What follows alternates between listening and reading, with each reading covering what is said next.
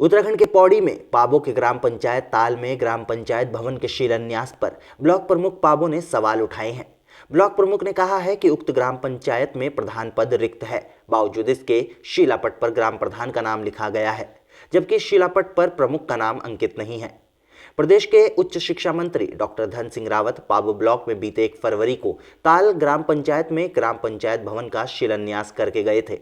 24 लाख की लागत से बनने वाले इस भवन के निर्माण के लिए 20 लाख की धनराशि पंचायती राज और 4 लाख की धनराशि मनरेगा से आवंटित होगी, लेकिन भवन निर्माण से पूर्व ही इस पर विवाद शुरू हो गया है। पाबो ब्लॉक की प्रमुख रजनी रावत ने शिलान्यास पर सवाल उठाते हुए कहा कि शिलान्यास पट पर ग्राम प्रधान का नाम अंकित किया गया है, जबकि उक्त ग्राम पंचायत में प्रधान पद रिक्त है। उक्त भवन निर्माण के लिए ब्लॉक से भी धनराशि आवंटित होनी है, बावजूद इसके शिलापट पर ना तो ब्लॉक प्रमुख का नाम है और ना ही संबंधित क्षेत्र पंचायत सदस्य का नाम।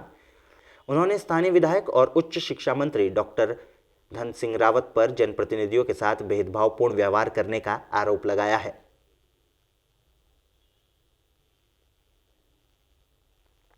सही सौतेला व्यवहार का सामना करना पड़ा। पहले तो आप सबको मैं बता दूं कि ग्राम सभा ताल में कल 1 तारीख को पंचायत भवन का शिलान्यास किया गया, जिसमें जो शिलान्यास किया गया है, तो अगर आप उसमें गौर से उस शिलापट को देखेंगे, उसकी हमें खुशी तो है कि ग्राम सभा ताल के लोगों को भी सौगात मिली है, पर जो शिलापट है उस पर कई सवाल उठ रहे हैं, क्योंकि जो उसमें नाम अंकित किए गए हैं, पहले तो आप देखेंगे उसमें प्रधान का जो नाम अंकित किया गया है प्रतिभा गोसाई ग्राम प्रधान की अध्यक्षता में।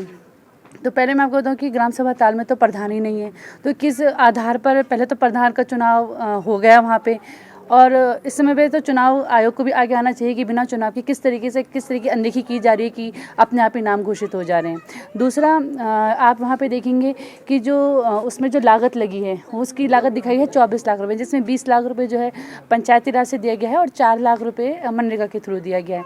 लेकिन उसके बावजूद भी उसमें ना ही प्रमुख का नाम रखा गया है और ना ही क्षेत्र पंचायत का। तो ये बहुत कहीं ना कहीं हमारे साथ सौतेला व्यवहार किया जा रहा है जानबूझ करके, तो हम इसकी कड़ी निंदा करते हैं।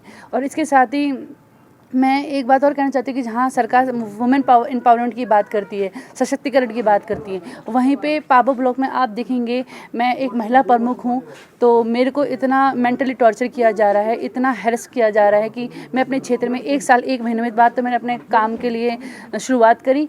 बड़ी मुश्किल से मैंने विपदाओं का सामना किया, तब जाके मेरे को आदेश मिला ऊपर से काम करने का। उसके बाद भी हमारे जो खंड विकास अधिकारी हैं वो छुट्टी पे चले गए, अब मैं उसकी लड़ाई लड़ रही हूँ। होपफुली हो सकता है कि वो जल्दी उनकी नियुक्ति हो जाए। तो आप देखेंगे कि मेरे कार्यकाल में हमेशा जो वुमेन एम्पावरमेंट की बात सरकार करती है वो कहीं ना कहीं पाबो विकास खंड में लागू नहीं होती है, क्योंकि ये हमें 1 साल से ही, जब से मैं प्रमुख बनी हूँ, ये मैं झेल ही रही हूँ।